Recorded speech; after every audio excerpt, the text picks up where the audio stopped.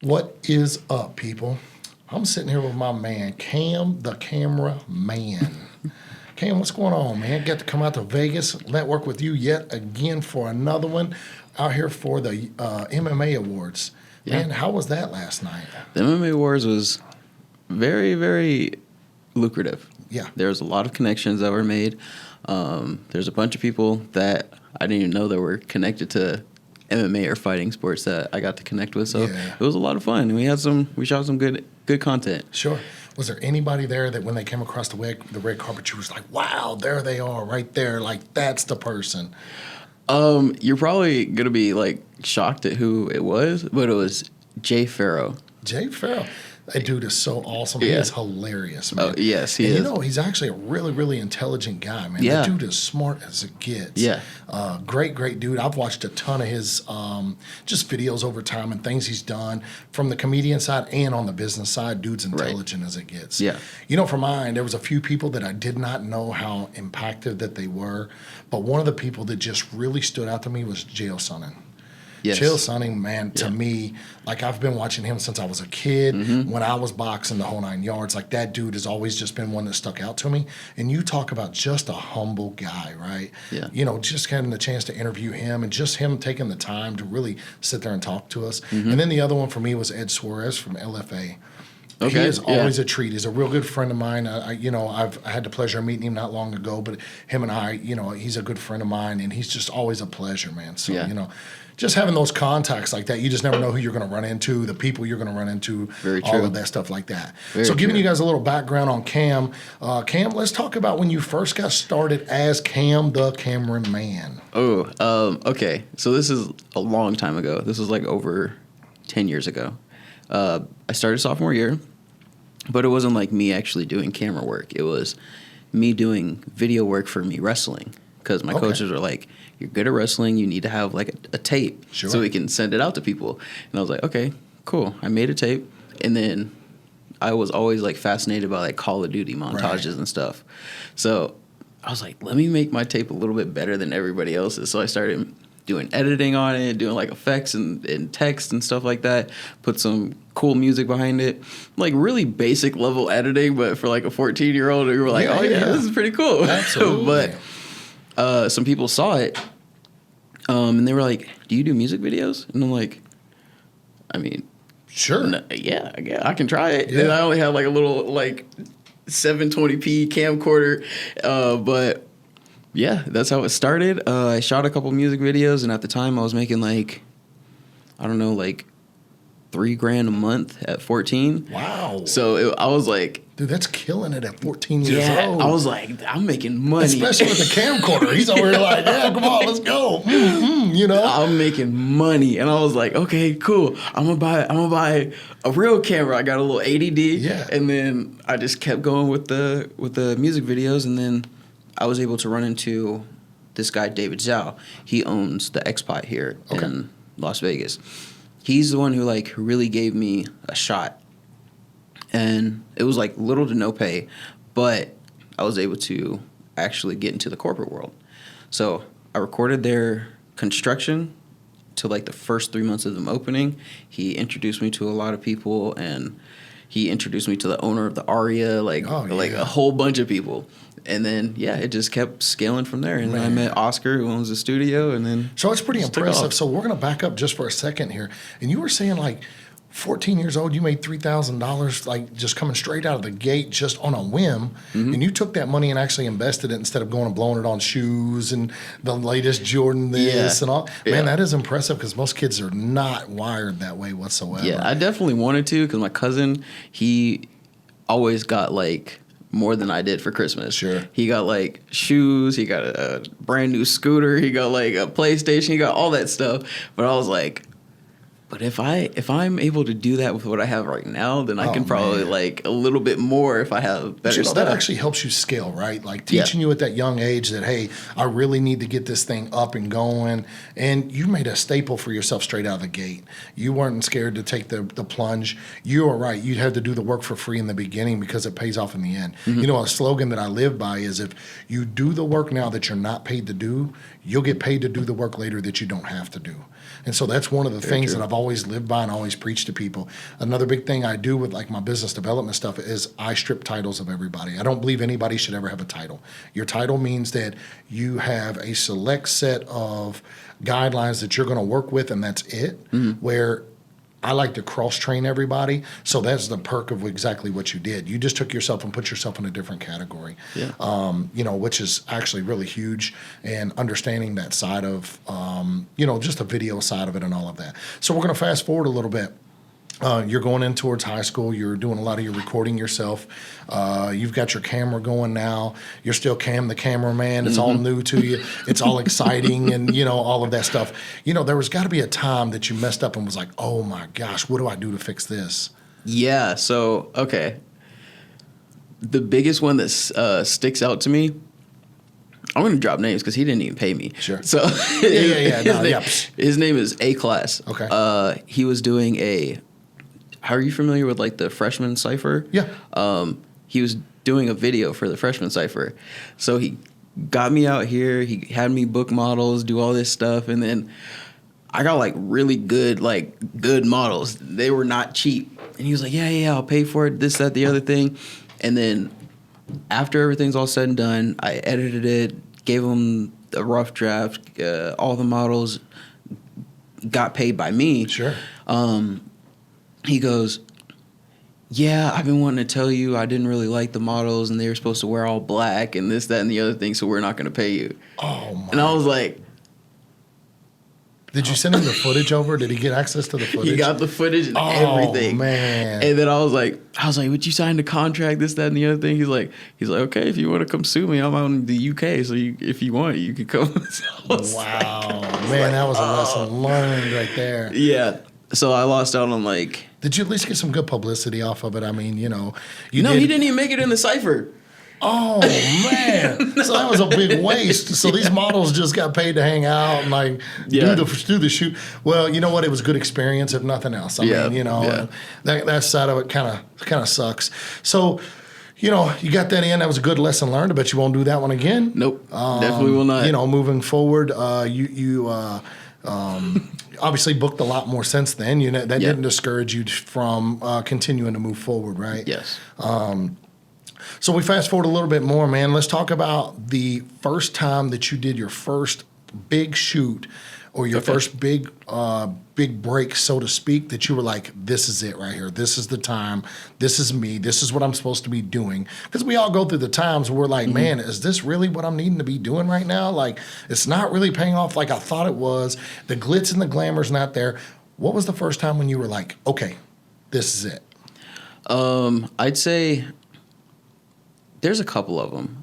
First, when I was like, okay, this is actually something that I can do. Like, and let's drop ages with this if you don't mind as well. Okay. Yeah, I was, I think, 19, 20, and I got paid $5,000 to do a music video. Oh, yeah. It was like a one-day shoot, but the dude was like, I need this done like ASAP because the last dude canceled on me. He took all the footage, everything. Wow. He's like, I'll give you $5,000. Just, I need you to get it done today. And I'm like, okay, let's do it. And I was like, $5,000 in a day. If I can make $5,000 in a day, this is like real money. Yeah. So I was like, okay, cool. And then fast forward, I was maybe like 23, and then someone came up to me and was like, hey, I need a shooter. You're gonna get paid $400 a day. And then I was there for like 6 days. I was like, okay, so there can be longevity to this too if I do it correctly. Yeah. There's big payments and then there's also longevity. Absolutely. Unfortunately, I took the big payments at first, which I'm sure everybody that's an entrepreneur does at some point. Especially in the beginning, right? Yeah. I mean, you're sink or swim right now. Yeah. So I took getting the big payments up front, doing that. I did good for a while. I was making like 10, 12 grand a month. And then the next month came. And then the next month came. And I had to keep looking for her to try and get those big offers. Chasing. Yeah, just chasing and chasing and chasing and chasing until it came to the point where I met Oscar. And he was like, yeah, that's not how you do it. You got to go for the small monthly recurring. Absolutely. And then you build on top of that. But at that age, you weren't really worried about or thinking about the reoccurring, you're like, I need the check today. Yeah. I need my money now, right? You Yeah. know, like that's the side of it that you need. And so when you did that, when you were doing those, did you do the editing and everything at that point? Yes. Okay. Yeah, I was doing everything. So this everything. is, you know, we're going to go back 7-8 years ago now, right? Mm-hmm. This is before people really was savvy to the editing and what it really took to do this stuff. And there wasn't near as many programs out there to really do this with, and you definitely didn't have the MacBook to help, right? I mean, none of that was there. Nah. Yeah. Yeah. So you know, obviously it probably it took a lot more time to do it then than it does now. Yeah. So for the first like big shoot that I got paid on, I barely took anything home.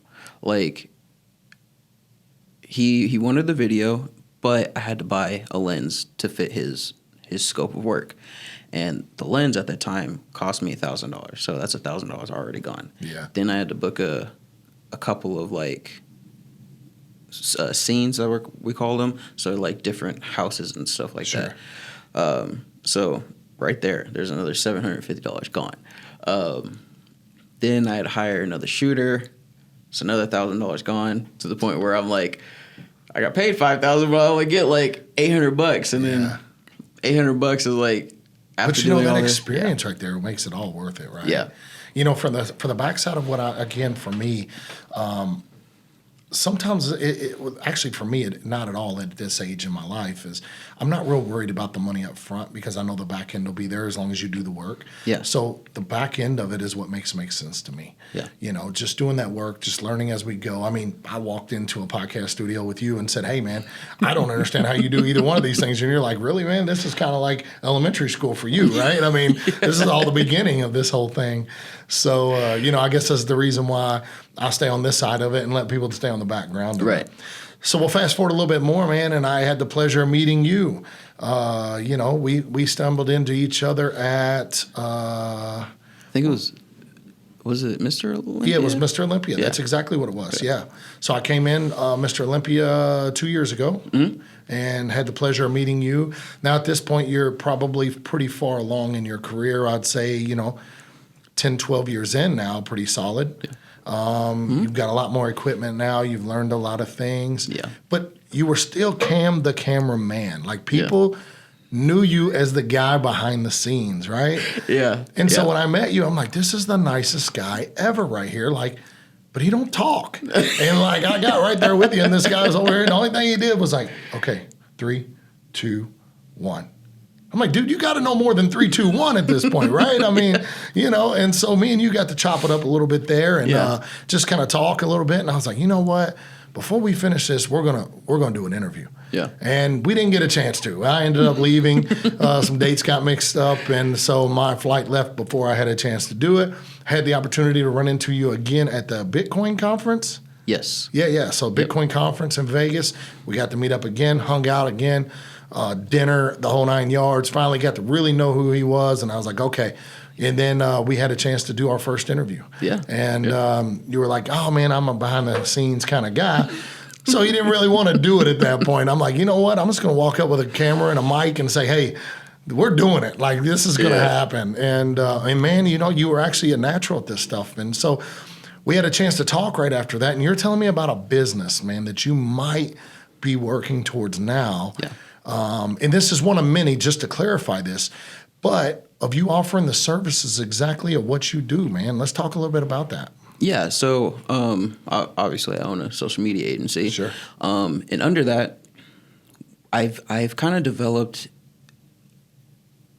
kind of like a sixth sense of figuring out what is missing in particular markets. Mm-hmm. I worked with Next Media. I worked with Cash Media Works. I work with Pathfinder, who owns this place, and it seemed like they all had a little piece missing. And if all three of them would come together, it makes something big, huge, because nobody does it. Yeah, all the social media marketers, they do the same thing. Right. They get stock footage or some AI footage, and then they put it online. It's all SEO, and then it's nowhere here or there. I produced it. If it don't succeed, that's on you. It's not on me. Exactly. And then production companies, they will make your page look good, but they don't worry about conversion. So you're paying for the look, not the conversion. Not the conversion. If they were to put those together, There's no reason someone would say no to you. So hold on a second here. You're telling me that you have found all three pieces of the puzzle and made it make sense. Yes. I can put your following, your media, and actually have them follow through to be organic, good traffic, the right people, the right leads in the right places. Correct. Man, I mean, what are we talking about? Why is this just now coming out to really like hit the ground running? Because a lot of people, they're stuck in this, they need to niche. Which, yeah, that's great. But if your niche has holes in it, then you're losing out on a lot of money. Well, if we're stuck in a niche, that's what everybody's in. What makes us stand out? Well, guess what? What companies really succeed? The ones that stand out. If you take a ball and you roll it the same way down the same road every single day, and it never changes lanes, it never does anything, you know the outcome. It's not ever going to get any better. It's not ever going to get any worse until the next latest and greatest thing comes along. This is what I do. But I don't do what you do. Right. I fix companies that are failing or stagnant or even on the verge of closing their doors. And I go in and figure out why it is that they're failing. 90% of these companies that are stagnant or failing need you. Like they need you more than they need me right now. Don't get me wrong. I'm going to put the systems in place. I'm going to show them how to do this. I'm going to teach them. But what's just as important is understanding that the organic flow that comes with this is traffic. And it's the right traffic. Because you know what's worse than just getting a bunch of leads? Is getting the wrong leads. Exactly. Yeah. There's nothing worse than you handing me 500 leads and I'm going, hello, this is Bob the plumber. Oh, I don't need a plumber. Right. And then you just wasted 500 leads, 500 things of your time. And the majority of the time you pay per lead with a lot of these companies. Yes. And when you get 500 bad leads, how do you go back to that company and say, man, they were all trash? Because you know what they're going to say? No. I give you 500 leads. Like you just can't don't close sell well. one lead out of 500 leads. I'm like, well, no, actually, they're looking for a roofer. They don't need a plumber. You know, like they fail to understand that. And so if you're putting these pieces together, this is a whole different business model, man, that is getting ready to take off for you. It's going to be something huge. Yeah. And so we're going to jump back on board for a minute before we get back onto this conversation about your business. I just wanted to kind of polish people, get them ready for this. Okay. But we had a chance to do our interview, man. We got to sit down and talk a little bit. And I told you that day, I'm like, man, you got a story and you need people to hear it. And so, we're going to fast forward as you're going with Chris here. And shout out to Chris Champion. He's opened some doors for some people. And, he's a guy that's all over the place, but is one that will put you in the right places and works good together. Great guy. Yes. And, just a treat to, kind of get in the doors with some of these people. Yeah, 100%. Moving forward now, so we just did the MMA awards here in Vegas at the Sahara. You just got that finished up. You got a ton of stuff to chop up with that. Oh, yeah. Shout out to your buddy Shannon, by the way, man. Come in and helped you out as well, man, and doing all that stuff. He's a nice kid. Yeah. He's got a lot to learn, but he's going to be right beside you, and I think it's going to be another guy that's going to be a good person to add to the team. Yeah, he's a very hard worker. He's going to be killing it in yeah, he's next young, year. man. Like he is you again back, 7-8 years ago. Yeah. So he's getting there, doing the right things. And so what is next, right? And so before we get into your business model and exactly where people's going to find you at, the whole 9 yards, what's next for you? What's your goals? My goal is to... Well, let me stop you real quick. Yeah. I want 2 goals from you here. Okay. Well, the first goal I want a very reachable goal, but it's still a goal. And the second goal, I want it so far out in left field that you're reaching for it and see if you can find it. Right. So my first goal, it's always the same goal, to fine tune my systems to where I'm not really needed as much. That's my biggest goal. And then my furthest goal is to probably have all 3 of my companies be successful. Nice. Yeah. I don't even think that's a far goal. You're an intelligent guy. You understand how to get there. You have the right tools in place. You have the right team beside you. Yeah. That's not an unreachable goal for you. It's only a little bit of a time factor for that. In my opinion, I just have a rough time believing that, that wouldn't be a goal. So We've talked a little bit about your marketing business. We're going to call it, go in that direction. You might or might not be working on something else as well. Is that something you want to get into? Just lightweight a little bit. Sure. Yeah. Yeah. Just keep it very, very simple. Are we talking about the AI one? Yeah. Okay. Cool. Yeah. So the AI it's a way to help business owners, usually like people who sell high ticket services, find people organically without having to do the whole rigmarole of hiring setters and closers and dealing with online calls. All they have to do is just have a potential person that somebody fits their criteria, and then it gets booked into their email or their pipeline. CRM, their pipeline. Yep. They hop on a call and close them. It's that simple. And these are as organic as they get. As organic. They're literally begging for you. And the thing about it is the price point is right. Like me and you got to talk about it, and it's not quite there yet for him to tell you. But if you follow this guy, I'm telling you, the price is right. You need this guy. Like this is a guy that can offer you 3 different ways of your business that people are not understanding the importance of. Yes. But the reality is you can't afford not to have him. Like this is what all businesses need to understand is they pay and look for the cheapest possible. Cheap ain't it. Yeah, no. You got to pay to play. And if you really want to be that guy, you got to be willing to do the work. You got to get it uncomfortable for a minute. 100%. So how do you deal with the pressure of juggling everything that you have juggling right now? Mm-hmm. There's a lot of stuff on your plate. You still have a home life. Right. You have a wife, right? Fiance? Yeah. Okay. Yeah. Still have a fiance at home. Mm-hmm. You still have faith. Faith is everything to you. Yes. What's the pressure mean to you, man? And how do you deal with that? So I'm really, really good under pressure. Really good under pressure. Ever since I was young, I've always been under pressure. Whether it be pressure from like my family, because my dad's a 3-time world champ. They expected me to be great at sports. Okay. I didn't have a choice of whether I wanted to be good or not. And I adapted. I overcame it. I was captain of every team I was on. I always got the MVP award, whatever the case is. Yeah, but pressure is just kind of like been a part of my life that has become normal. So I needed to apply more pressure so that I could get to that next level. Yeah. And this is what came of it. Man, it's not this is what came of it. This is your hard work showing out right now, right? This is exactly what this is. And that's why the motto that I live by, that's the reason why my podcast is called Pressure, is pressure busts pipes. And a lot of people struggle with that. Yeah. But if you can withstand and withhold the pressure, it also makes diamonds. And that's one of the most expensive things in the world right now. It does. So it can go one way or the other. In the direction you're going right now, you have no choice but to make diamonds. These things are just coming no matter what. Thank you. One of the things I will say is like, even over the time of just getting to talk to you, from the business development stuff to every single thing, this guy's not just a cameraman. Like this guy right here knows that he has it. He's a business owner. He's an entrepreneur. He's a guy that can look at your business and say, this is what it takes to succeed. Speaking of succeeding, how do you make sure your faith stays first and foremost in your business to ensure that your ethics and morals come before everything?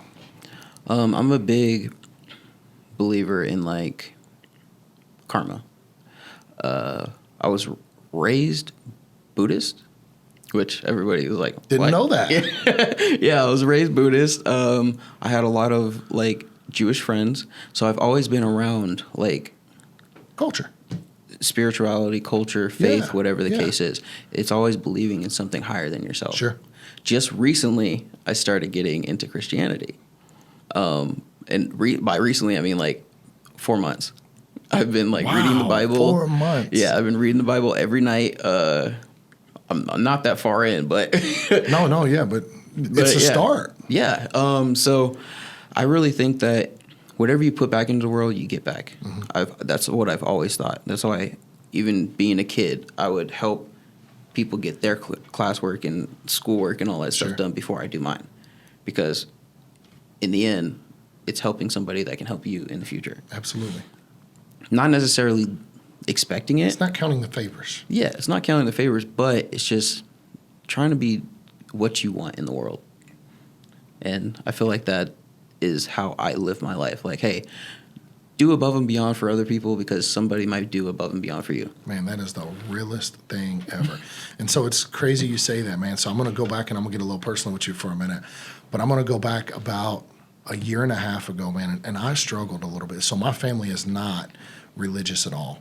And I'm going to tell you two stories real quick. And the first one is, so my older brother, man, and me and him are actually going to do a podcast together. I'm excited as it gets for this, right? But my brother's atheist. He does not believe in anything. He went down a very, very dark path in his life. A lot of drugs involved. He had a mishap with his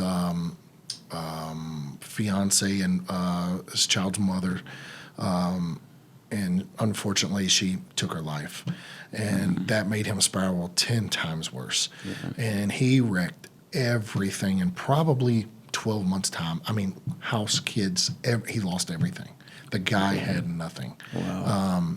And man, he just woke up one day and was like, it is time for me to get sober today. Today's going to be the day. I'm done with this life. And he woke up and just said, I don't have to go to, I don't need everything. I'm going to do this now. And he did it. 3 weeks, maybe 4 weeks after getting sober. Me and him always played basketball together. Just that was our one thing that we had always, did together. Yeah. And so he's playing basketball one night, and I went in there, and he just falls to the ground. His stomach was killing him like he had to use the restroom. Goes to the bathroom, couldn't use the restroom.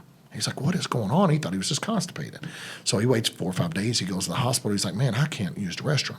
I feel like I got to use the restroom. I can't. They said, oh, you're constipated. You're good. We're going to get you out of here. The doctor comes in, says, I will need to scan one more scan. Goes back in, stage 4 colon cancer. 4 weeks sober, by the way. If anybody had a reason to stop right there and turn around, and he don't believe in God, so it's not like he had a higher power to go to. Right. It was him in his own mindset, sitting in a hospital room by himself. Well, I was there. And he told me, he said, I need you to leave. And I was like, dude, don't do nothing stupid. Please don't do nothing stupid. And he was like, no, I just need you to leave. He was like, I just need some time to myself. He sits there 3 days. I keep calling, just checking on him, but he don't want no company. And on that third day, man, he said, I got something I need to tell you. I was like, all right. He said, I've been praying for 3 days straight, and I don't know who I'm talking to, but I feel like it's working. Ever since then, this man has been the biggest believer of God, and this has all happened in the last 4 years. And now we go to church together and everything. It is incredible to me. And it's not a factor of what religion you believe in. It's just a factor of something to hold you accountable and knowing that there is somebody that's above you. Yes. And faith is everything. I'm a Christian. I'm a proud Christian. But I got really, really good friends of mine that are Muslim, that are Buddhist. I got one that is Hindu. And we don't believe in the same things, and that's okay. But we all respect each other, and we all understand that there is somebody higher. Yes. And that's what matters, right? Christianity to me is what makes sense to me. So when I tell you that a year and a half ago I fell off and I just wasn't going to church, I wasn't talking to God anymore, I wasn't doing any of these things, but my whole life started spiraling, man. I mean, I just could not make sense of this. To the point to where everything went so bad for me in 4 months that I was ready to give up and just start over and just say, I'm done. I contemplated taking my life. I had it planned out and everything. I said, this is just not it. Went home and I had a heart-to-heart with myself. And I was like, you know what? There's something bigger for me. All I did, man, and I can't make this up, I went back to church. Literally went back to church, started talking to God again. I don't know why. I don't know how. I understand, but I don't know how. I don't know why. A complete 180. My life turned back around, and I'm on a better track faster than I've ever been in my life, all in the last 2 years.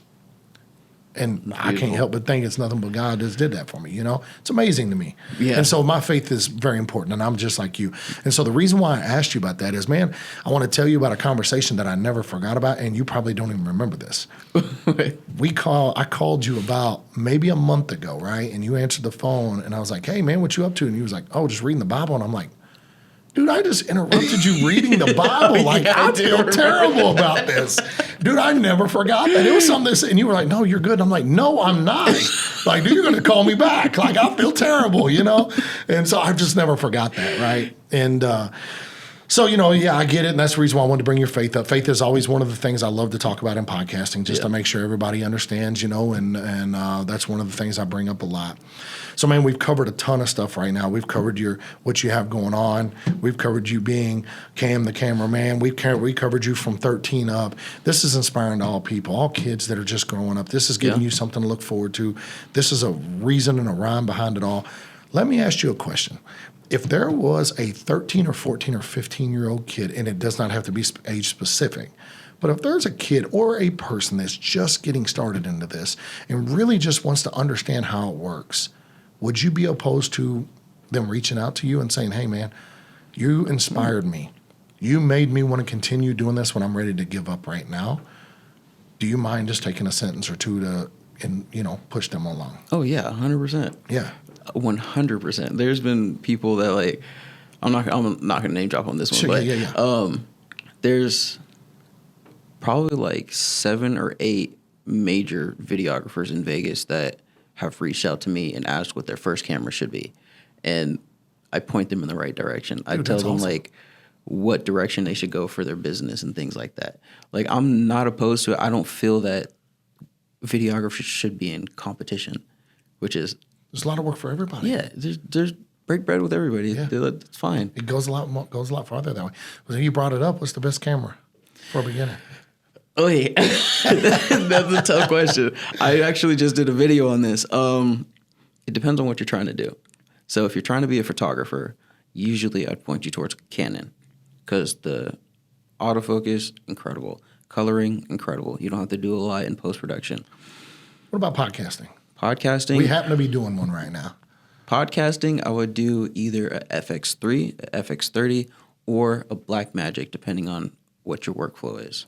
I got the FX30. I might be on to something here. Yeah, FX30 it's a great fantastic camera. Yeah. Fantastic. So, look, we've talked about a lot. We gave people a little bit of the recipe here. We got to let people know a little bit about you, how important your faith is. Shout out to the Pod Place, man, for letting us come in over here. We appreciate that very much. Shout out to your significant other for taking the time and letting you just stew him away, do all the things you love and supporting you the entire time. Most importantly, shout out to God, man, because without him, none of this would be possible. And, man, how does people find you? You can find me on Instagram at Walkthrough Media, or if you want to follow my personal, it's The Real Cam Walker. And yeah, that's the best way to reach me. And you're basically based out of Vegas, right? I'm based out of Vegas, yes. So if you want to come up to Vegas and actually meet the guy and, possibly be a part of something he's doing, reach out to him. You never know what's going to come out of it. But first, give him a like and a follow. Maybe share a video or two. Yeah. He is going to take this podcast thing a little more serious, right? Yes. Okay, that's what I like to hear.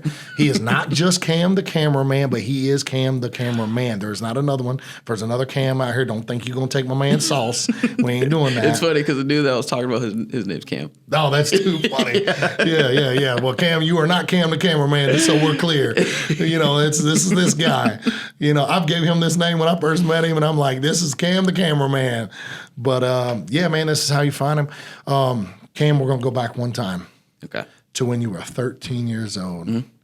What would you tell yourself, looking at yourself at 13 today, what would you tell yourself, one piece of advice? Stop rushing. That's powerful. That's really it. That is powerful right there. Yeah, because when I was 13, I had a vision. I had goals. I had all this stuff. And my favorite creator was Gary Vee. And he would always tell me, you have enough time, you have enough time, you have enough time. And I'm like, you say that because you have money. Like, fair. And I was like, at 14, I was making like $3,000 to $5,000 a month. And then I'd be like, okay, so if I can make $3,000 to $5,000, how can I make $7,000? How can I make $10,000? How can I make that?